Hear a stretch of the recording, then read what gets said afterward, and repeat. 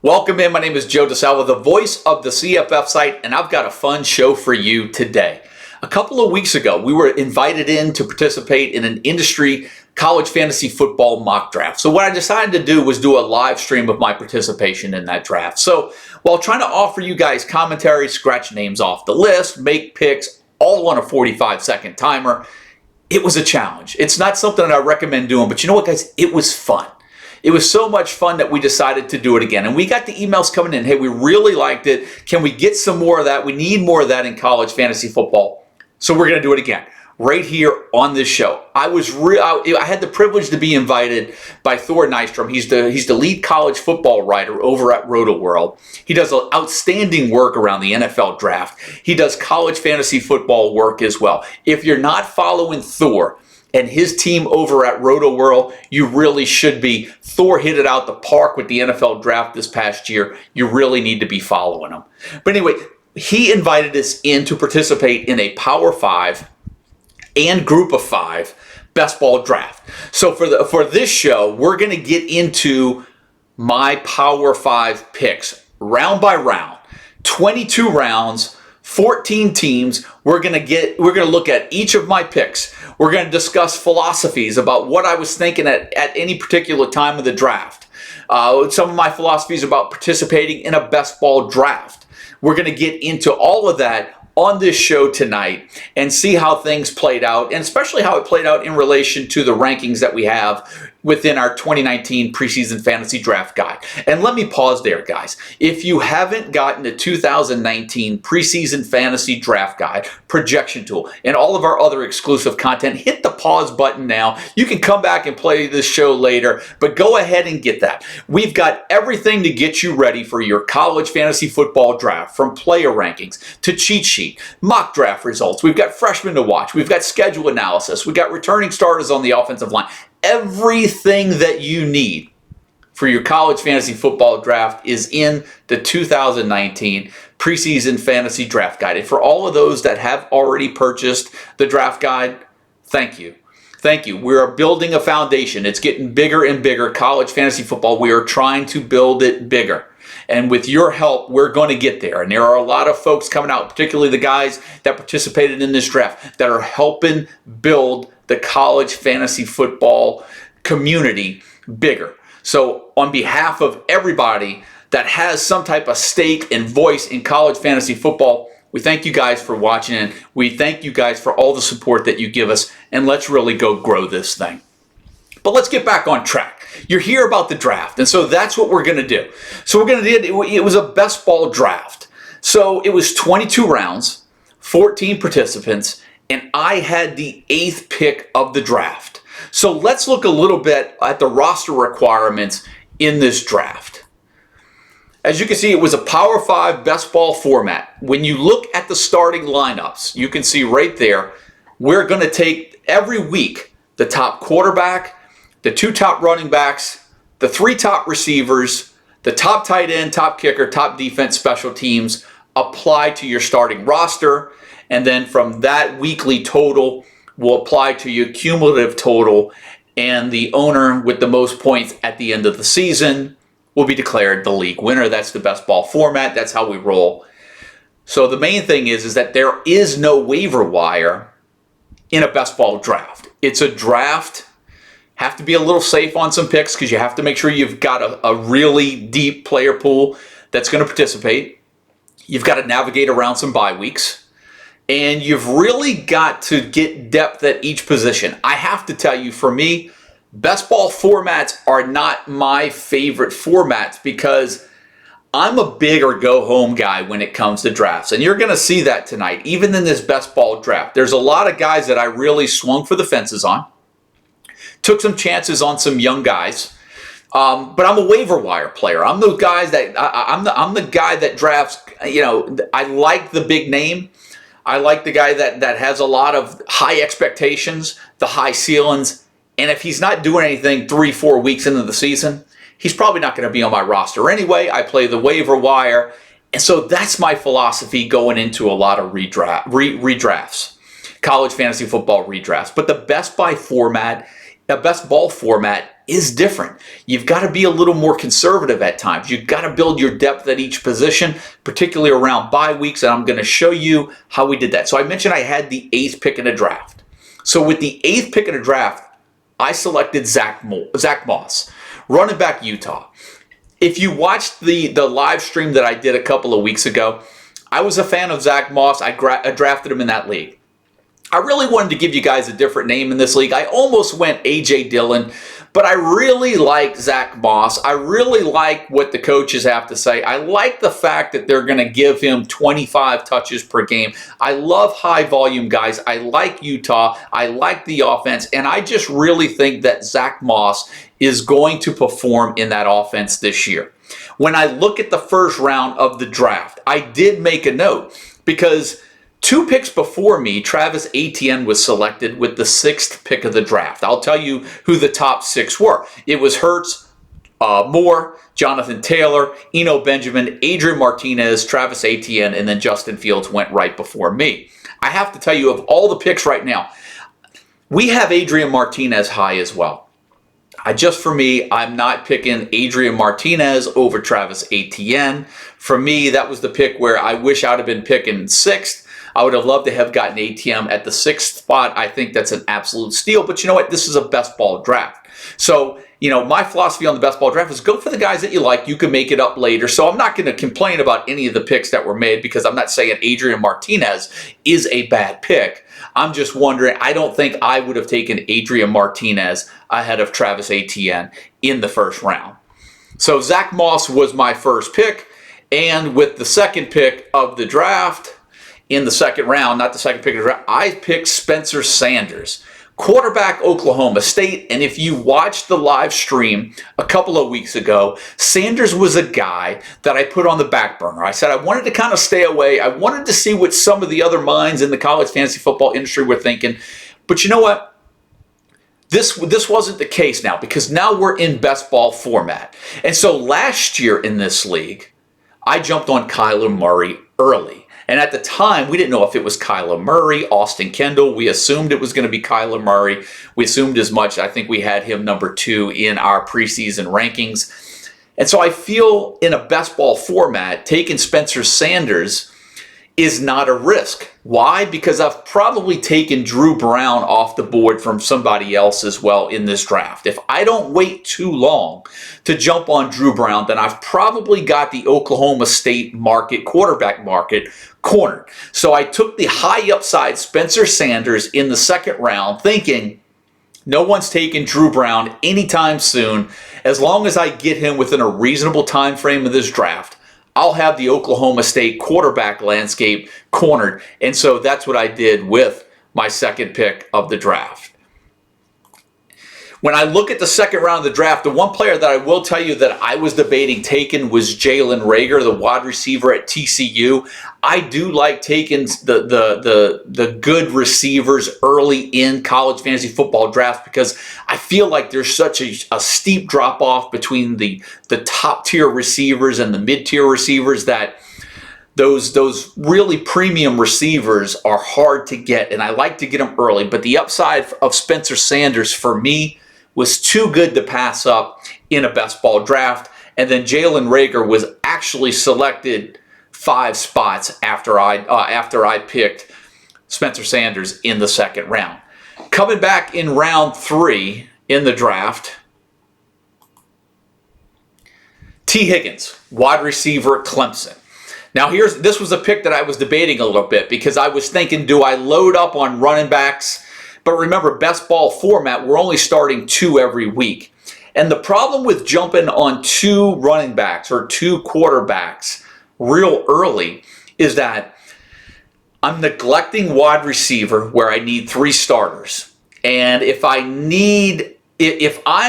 happen to find some sleepers later on at the running back position, I don't even know if they're going to make it into my weekly lineup anyway because I've already drafted 2 running backs ahead of them, and I felt I just needed to go ahead and get on a receiver early. I selected T. Higgins in the 3rd round of the draft. Interesting enough, Justin Ross went about 7 or 8 picks later, and I just happen to think this could be one of those years where I think T. Higgins, Justin Ross, I think we're looking at similar numbers. I think one week it could be T. Higgins, 100 yards, 2 touchdowns. I think the next week it could be Justin Ross, 100 yards and 2 touchdowns. We'll see how that plays out, but I really like the potential of that Clemson offense, so I went with T. Higgins in the 3rd round to go ahead and start my receiver depth. And remember, we need 3 starters at receiver, so I needed to jump on one pretty early. I have to tell you, when I was making this pick, there was a guy that was on my radar that I was looking at, and it was Salvon Ahmed, the running back. Salvon Ahmed, the running back at Washington. I almost took him here, but felt like if I neglected wide receiver, I was going to be behind the 8 ball, so I took T. Higgins right here. The interesting part is that Salvon Ahmed almost made it back to me. He was taken 1 pick before I got on the clock in round 4. But in round 4, Ahmed was taken, and so with the next pick, I went Jashaun Corbin. Running back, Texas A&M. We know what Travion Williams did in that offense last year. All the quarterback returns, all of the top receivers besides tight end come back, and Baylor Cupp, stud tight end, is coming in. I expect that offense to be rolling again in 2019, and I think Jashaun Corbin, even though he will not put up numbers like Travion Williams, I still think that he is going to be a stud #1 running back in that office. So I went ahead and jumped on him in the 4th round. Another player I was looking at that I had in my queue, and he was taken about 5 selections later, was Isaiah Bowser, the running back at Northwestern. For those of you that have been following me for quite some time know that I love guys, high volume guys. And Bowser is going to get a lot of carries every game. That Northwestern running back is probably going to get 20, 22, 25 touches per game. And I love guys that are going to get 25 carries per game. I'll take them all day, every day. So I was contemplating what I thought was a safer pick in Bowser, but I went with Corbin because he may have a higher ceiling in that offense. One note that I'll mention here in the 3rd round is that in round 4, was that Syracuse wide receivers Tristan Jackson and Taj Harris were both selected about 3 picks apart from one another. And I do think that one of those 2 guys, if not both, are going to have a really good year in that Syracuse offense with DeVito at quarterback. I think that offense is going to be a bit more vertical this year. I think it could be a coin flip on which of those guys has a better season. But it's interesting that both of them went in the 4th round of the best ball format. 2 owners actually taking a chance on one of those guys this early in the draft. In the 5th round, I'll go ahead and get in my 5th pick. Tayzon Henry, running back, Texas Tech. So here's what I think about this pick right here. I just said when I went to Higgins, when I was drafting in the 3rd round, I didn't want to load up early on running backs. But I felt like the running backs at this point were really falling off the board fast. And I wanted 3 because I knew I was going to have to navigate around some bye weeks, and there is no flex position. So as long as I can get 2 of these 3 every week to have a good week, then I was going to be okay. Remember, Matt Wells brought his offensive coordinator David Yost over from Utah State. Utah State had 2 800-yard rushers. Both running backs had 10-plus touchdowns last year. I think they combined for 24 touchdowns. We had DeLeon Ward transfer out of the program at Texas Tech. So I think we're looking at Henry with a big year in 2019 at the running back spot for Texas Tech, playing in the Big 12 in 2019. One interesting note in the 5th round that I will mention in regards to some other picks is this is where some of the tight ends started coming off the board. Missouri tight end, Stanford tight end, both went in the 5th round. The only pick for me that was a little bit of a surprise was that LSU receiver Justin Jefferson came off the board in the 5th round. I didn't think it was quite time for somebody like Jefferson to come off the board, but obviously, you know, we're all different minds. We are all thinking differently. And so for someone else, Jefferson was actually at that particular point his 3rd receiver of the draft. So that owner went receiver with 3 of his first 5 picks of the draft. He went Tyler Johnson round 2, KJ Hill round 4, and Justin Jefferson round 5 to pair with Larry Roundtree in round 3 and Travis Etienne in round 1. So as you could see, he's quarterback light heading into the middle rounds of the draft. So let's get into the next pick that I had in the draft, which was the 6th round. And as you can see, I started going receivers here. And I went with Charleston Rambo. And I have to tell you, this is where my draft really took a turn. I felt that for the first 5 picks of the draft, I felt really solid.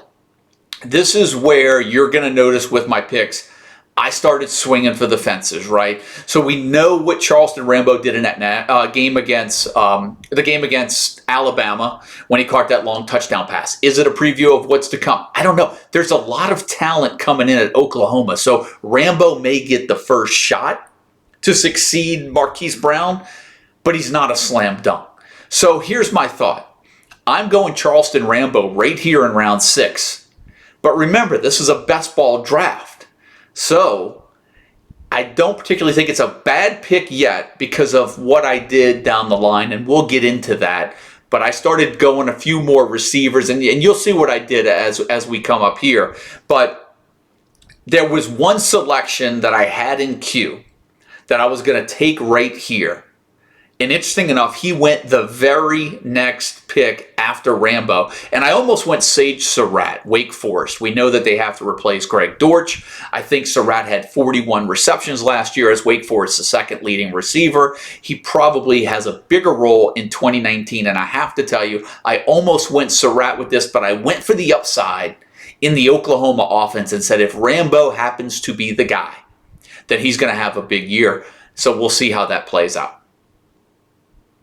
With the 7th pick, with my 7th pick, 7th round, Trey Knox. And I picked Trey Knox in the live stream a couple of weeks ago, so I guess the cat is just out of the bag. I'm on the Trey Knox hype train, right? I love Chad Morris's success with receivers, particularly for college fantasy football, what he's done at Clemson, what he's done at SMU, and now at year 2 at Arkansas. I'm drinking the Trey Knox Kool-Aid that's carrying over from spring. I'm on the hype train now. I'm on the Trey Knox train. So let's get ready for 2019. And this is now the 2nd industry draft where I have jumped on wide receiver Trey Knox pretty early. But I do like the pick, so we'll see how that plays out.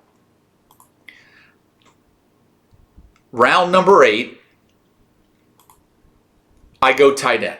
I feel now is the time for me to go ahead and snatch up a solid tight end, go ahead and get my first tight end in the books, knowing that I'm going to need 2 of them. I don't want to wait and get 2, lower tier tight ends. And I feel that Cole Kmet is going to have a really big year for the Irish.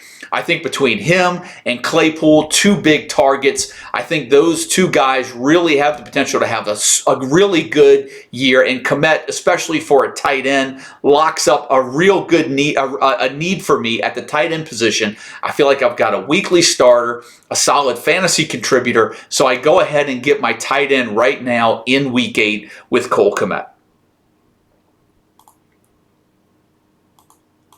Round 9, I'm back on the clock. And you can see the pick right there. Drew Brown, quarterback, Oklahoma State. So I said in the 2nd round, I jumped on Spencer Sanders a little earlier than maybe a round earlier than I would have normally in a redraft, not best ball format.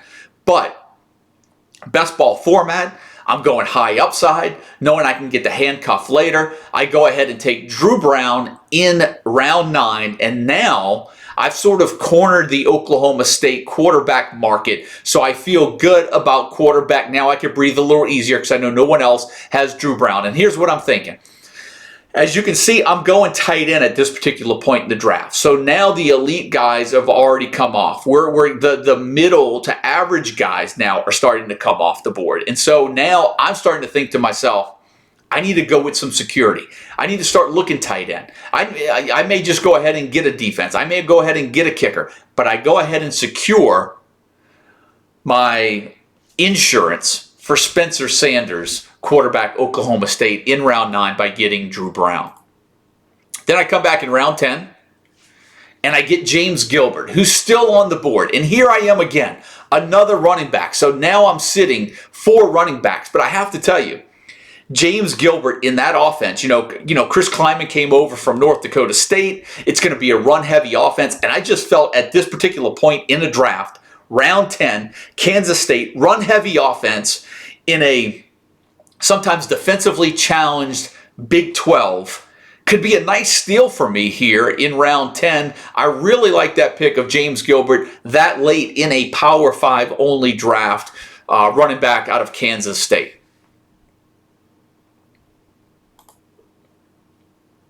Now let's look at the next pick in round 11. And now I'm going quarterback again. I stay in the Big 12. As a matter of fact, when you look at my list right there, I got Oklahoma State, I've got Texas Tech, Oklahoma, I've got Oklahoma State again, Kansas State, Iowa State. Guys, when it comes to college fantasy football, if I'm in a Power 5 only league, my sights are automatically tuned in to the Big 12. And to get Brock Purdy at this particular point, which theoretically is going to be my quarterback too, even though he's my third quarterback drafted.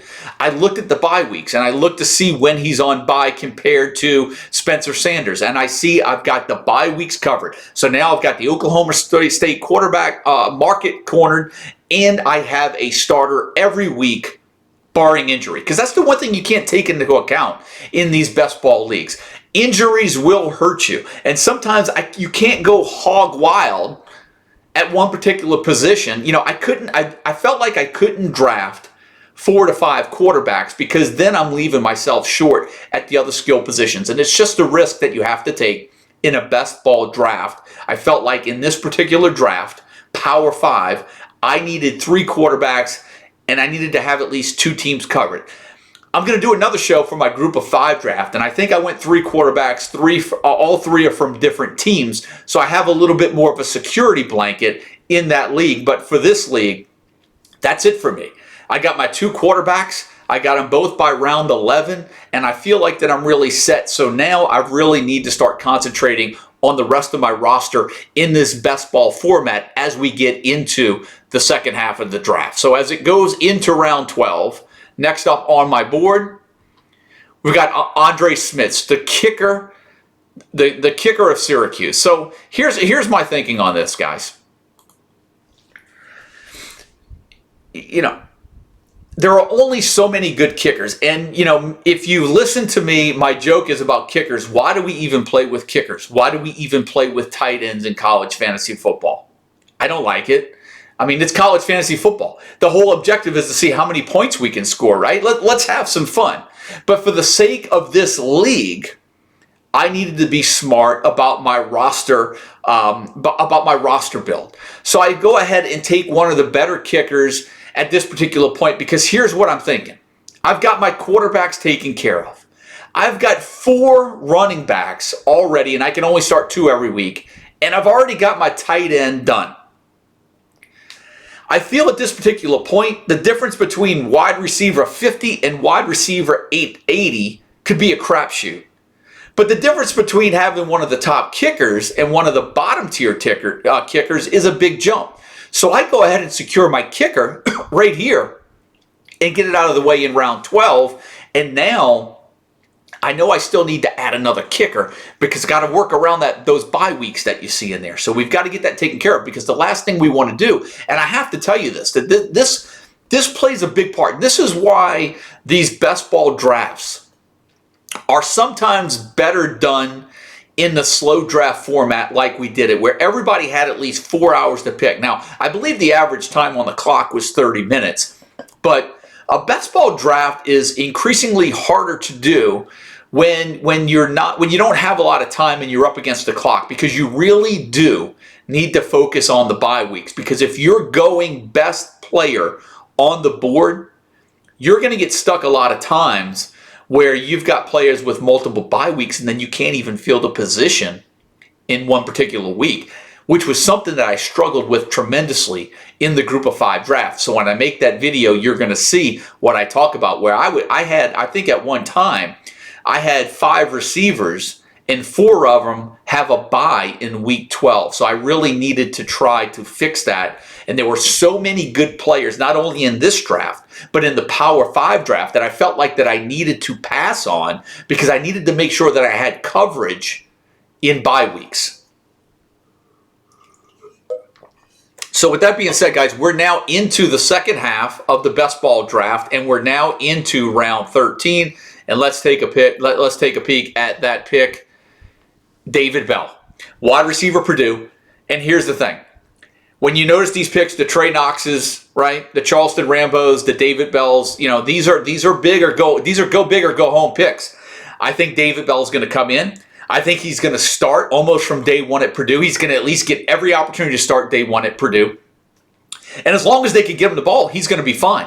We know the attention on the defensive side of the ball for defenses playing Purdue is going to be on Rondale Moore. David Bell now becomes an outside over-the-top weapon that this offense needs. The coaches raved about him when in the recruiting process. I think he's going to come in. And so, you know, here it is, guys. This is another one of my picks. I don't play it safe in these drafts. My purpose of these drafts is to give you names, give you players, give you insights to start putting on your radar right now. We're going into July. We're you know, fantasy football, college fantasy football drafts are just starting to heat up. But Joe DiSalvo is giving you some guys to stick up on that radar. We're going to be following these guys all throughout the preseason. And right now, I'm not only on Trey Knox, but I'm on David Bell for Purdue, freshman wide receiver coming in this year. So let's look at my 14th pick of the draft, and I go defense. I was still on the board. At this particular point, some defenses were starting to go off the board, and I felt like I needed a good one. I do not want to be in a best ball format, struggling where I end up with Ole Miss and Wake Forest as my two defenses. I was still on the board. I've got my quarterbacks taken care of. I've got running backs solidified. I've got some stretches at wide receiver, but I have players. I've got my kicker. I've got my tight end. Let's go defense. And not only do I go defense there, I said, you know what? I want to be protected on bye weeks, but I also want to have another defense that's really good. I feel good about the majority of my roster, and I feel that what I'm going to get on the, you know, at this particular point, what's on the board, the good defenses are way better than some of the middle tier defenses, where with players now, we're in the middle of the player pool. So there's not going to be a big points per game average drop off for players at this point, unless you find a diamond in the rough. But for defenses, there is still a big drop off yet to come. So I go ahead and get the Washington Huskies right behind Iowa. So now I've got the bye weeks covered. As you can see, Iowa is off in week 4 and week 10, and I've got their bye weeks covered by getting Washington to start those dates. And so now, in a best ball format, remember, these aren't players, I've got the team. And so now I've got 2 solid defenses to carry me through the 2019 best ball format. So now we're getting into the tail end of the draft. So now I'm looking at the bye weeks. I'm looking at my roster. I'm analyzing. I'm trying to figure out what I need. And I'm like, you know what? I need to start going for some best players available. But some things hit me, and I don't know if it's going to come up in this next pick, but I don't remember. But now I'm starting to think, and sometimes I get this way during drafts. I say sometimes the points per game, points per week is not a big drop off at this point. So let's take thinking out of the process. Let me go ahead and get my second tight end. Let me go ahead and get my second kicker. When I don't like playing in leagues with kickers and defenses, but when I do, I don't like taking kickers and kickers and tight ends. But when I do, I don't necessarily leave those picks for the last 2 rounds. I always like to scour the players still remaining on the board in the last 2 rounds and see who may have gotten overlooked, who's still best on the board. And so that's what I'm thinking in my head around this time. We'll see how the picks come up, but I know I've got another tight end, another kicker coming up. I just don't know particularly what particular round they're going to pop up. So let's see. I'll start revealing these a little bit at a time. And so there I go, Shi Smith. Excuse me, I'm not sure how to pronounce that, but the wide receiver at South Carolina. And here's what I'm thinking at this particular point in the draft. I love my young, talented receivers, but they're not proven. I feel like I need a little stability. And you're looking at a South Carolina offense. You know, they return Dowdle in the backfield. They're returning Bentley at quarterback. They're returning Edwards at receiver, but they have to replace Deebo Samuel. And so I'm thinking to myself, Smith is the guy. Why not go ahead and get on Smith right now in that offense at this particular point in the draft? I'm in round 16. I feel like I've got a starter in a pretty good offense, and now I'm starting to feel a little bit better about my receivers up until this point. Round 17, CJ Moore. Here's another young guy that I like as well. We know what we're getting in Tylan Wallace. We know that Dylan Stoner is going to be a starter in that offense. But who's going to be the wide receiver 3 that really emerges? I'm putting CJ Moore right now on the radar, college fantasy football 2019. I think he put on about 15, 20 pounds. And I think he had an impressive spring.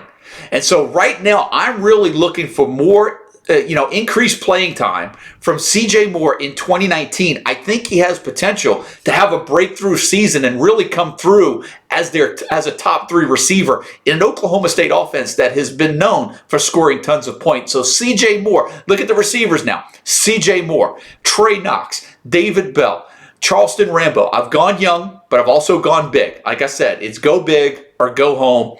Proof's in the pudding. That's my philosophy. That's how I play out these drafts. Now, let's go into round 18. We only have a few picks left.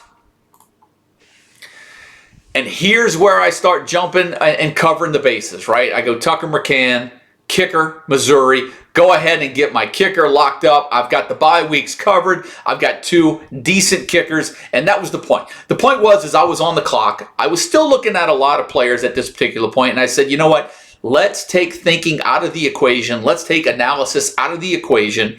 I'm still going to leave my guys in queue. Let's just lock up the kicker and move on and give me more time to evaluate these players that are still in my queue and still maybe not in my queue that I can get there.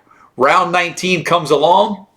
Carl Tucker, tight end, North Carolina. I do the same thing here, not only at kicker, but at tight end. So you can see on your screen there, with 5 of the last 6 picks, or 4 of the last 6 picks, I've gone 2 defenses and locked up my second kicker, locked up my second tight end. So here's what I'm thinking now.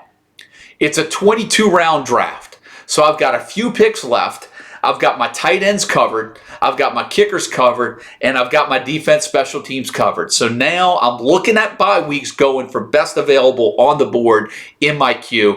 And let's see what I have to close out this draft.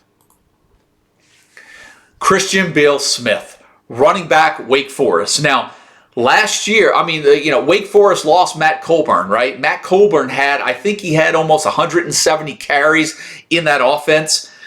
They have to replace that. So Cade Carney's back, but who's going to get those carries that Colburn it basically left to be had?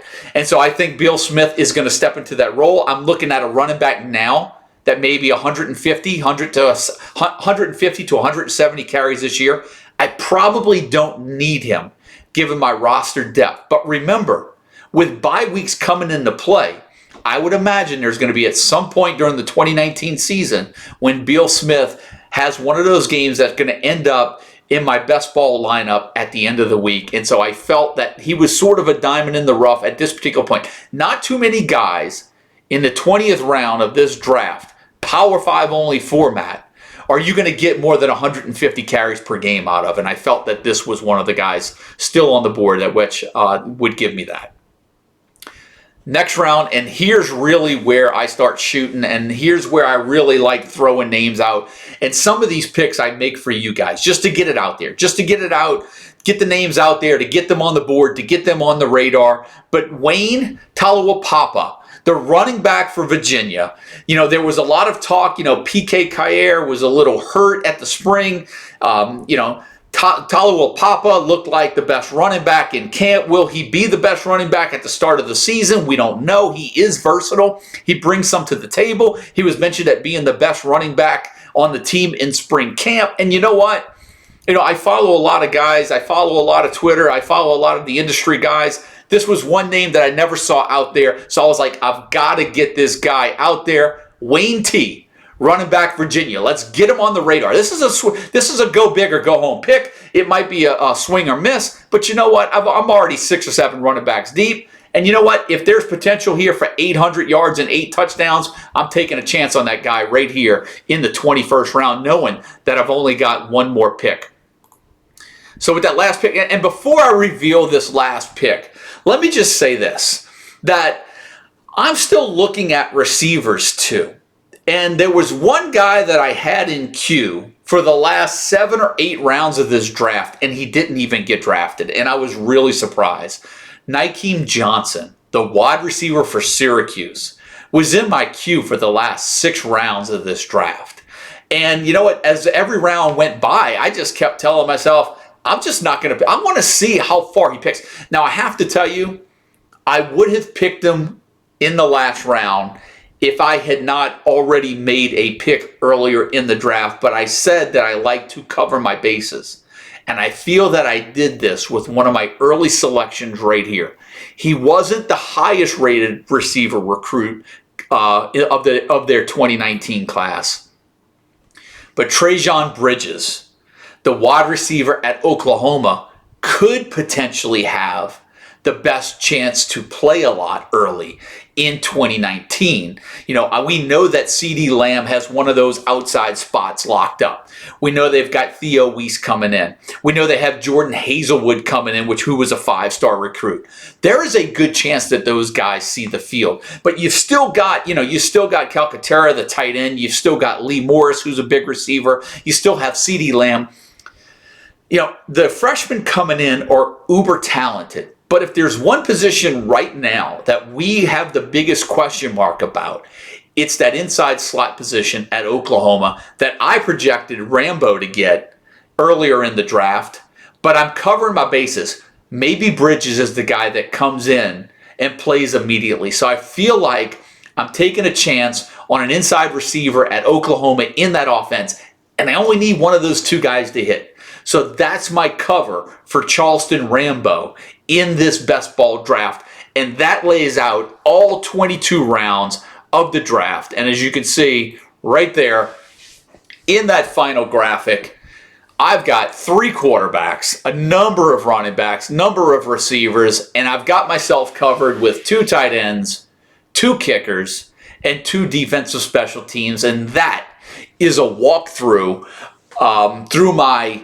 through the 2019 Best Ball Power 5 draft hosted by Roto World, in particularly Thor Nystrom and his team, who you guys need to be following as well as part of this college fantasy football brotherhood.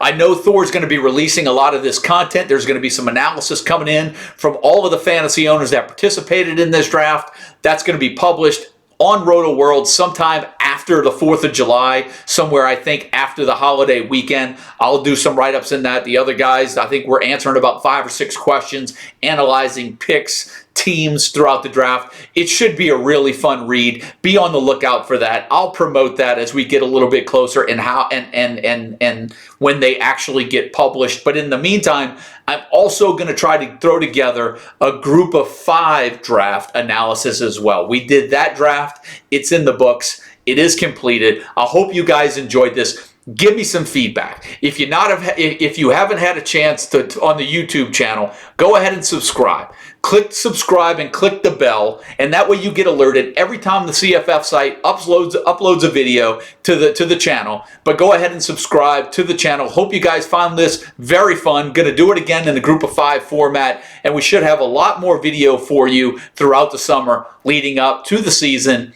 and throughout the preseason.